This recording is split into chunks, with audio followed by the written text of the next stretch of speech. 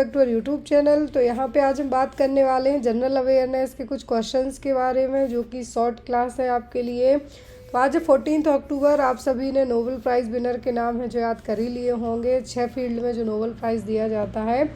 आज का जो हमारा फर्स्ट क्विज़ है वो, और मैं आपको बता दूं कि आज की जो क्लास है पूरा मैंने जो इंडिया बेस्ड सॉफ्टवेयर कंपनी है उसके ऊपर है जो प्रेजेंटेशन आपके लिए रेडी किया है। तो यहाँ पे आप लोग भी चाहें तो इसका इस्तेमाल कर सकते हैं। मैं यहाँ पे किसी भी तरीके से ना पीपीटी को अवॉइड करने के लिए कह रही हूँ, ना जोहो को प्रमोट कर रही हूँ।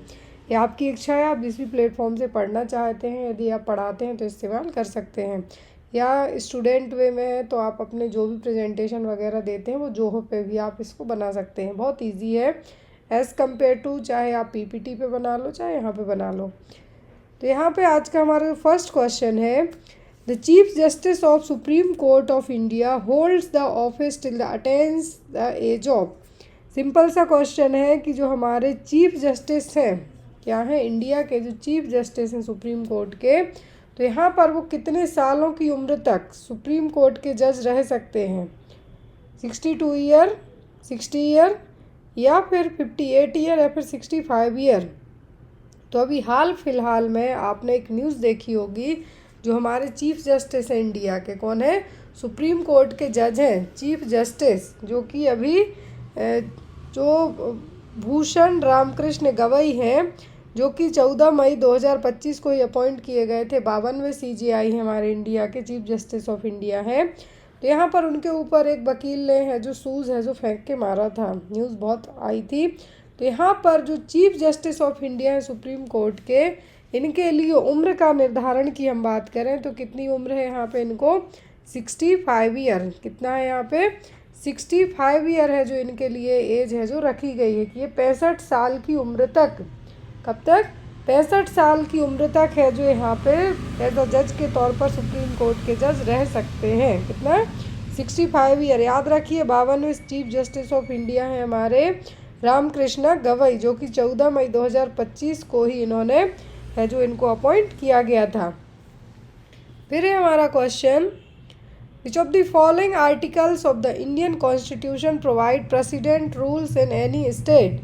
तो यहाँ पर आर्टिकल पूछा कि कौन से आर्टिकल में कहा गया है कि किसी भी स्टेट में राष्ट्रपति शासन है जो लग सकता है। क्या है, प्रेसिडेंट रूल है जो लग सकता है। तो अभी बात करते हैं हम प्रेसिडेंट शासन की या राष्ट्रपति शासन की कब लगाया जाता है, जब उस स्टेट की, उस राज्य सरकार की जो गवर्नमेंट है, गवर्नर है, प्रॉपर तरीके से वहाँ का कामकाज है जो नहीं देख पा रहा है, तब है जो क्या लगाया जाता है, राष्ट्रपति शासन है जो लगाया जाता है। और हम बात करते हैं तो ये राष्ट्रपति शासन है जो किस आर्टिकल के तहत लग सकता है। आपको ऑप्शन में 365, 356, 352 या फिर 360। तो यदि हम बात करते हैं तो अभी रिसेंट में इंडिया में यदि हम बात करें तो राष्ट्रपति शासन वाला एज ऑफ अक्टूबर 2025 तक है जो अभी स्टेट लगा हुआ है राष्ट्रपति शासन के तहत, तो वो कौन सा है, वो है यहाँ पर अभी मणिपुर में जो 2 समुदाय हैं, 2 कम्युनिटीज़ हैं, उनके बीच में बहुत लड़ाई झगड़े हुए, बहुत लोगों की डेथ भी हुई थी। उस दौरान है जो मणिपुर में राष्ट्रपति शासन है जो लगाया गया था। और हम बात करते हैं कि आफ्टर दैट जब ये रूल है जो अलग किया गया, मणिपुर में लगा था हाल फिलहाल में, तो जब ये 13 फरवरी 2025 को इसके बाद है जो यहाँ के चीफ मिनिस्टर थे उन्होंने इवन रिज़ाइन भी कर दिया था। तो अभी हाल फिलहाल की बात करें तो मणिपुर में बस अभी रिसेंट में राष्ट्रपति शासन लगाया गया था। फिर who developed the world wide web. Exam में बहुत क्वेश्चन आता है, स्पेशली WWW का फुल फॉर्म आता है एग्ज़ाम में।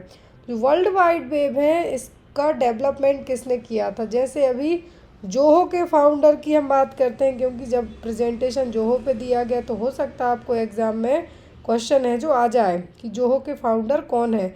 वैसे ही यहाँ पर वर्ल्ड वाइड वेब के जो फाउंडर हैं पूछे गए हैं।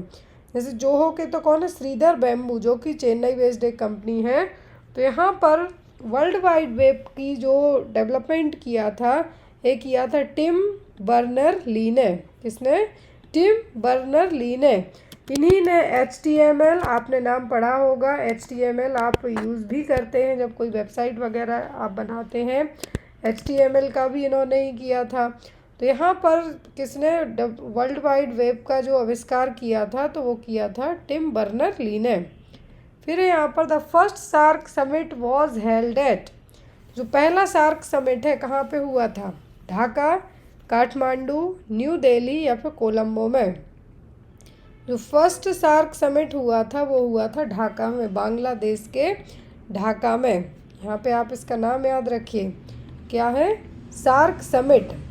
यहाँ पे सार्क समिट, जो फर्स्ट सार्क समिट हुआ था, ये कहाँ पे हुआ था? ढाका में। सार्क का यदि आप फुल फॉर्म की बात करें तो फुल फॉर्म क्या होता है? South Asian Association for Regional Corporation. इसके टोटल 7 देश हैं, Afghanistan, Bangladesh, Bhutan, India, Maldives, Nepal, Pakistan and Sri Lanka. SAARC की शुरुआत हुई थी 1985 से। कब? 1985 से।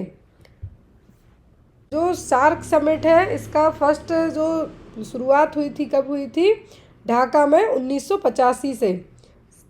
यहाँ पर टोटल यदि हम देश की बात करते हैं तो यहाँ पर अलग अलग जो टोटल मैंने जस्ट अभी आपको देश बताए हैं, तो वो यहाँ पे आपके सभी कंट्रीज़ क्या हैं?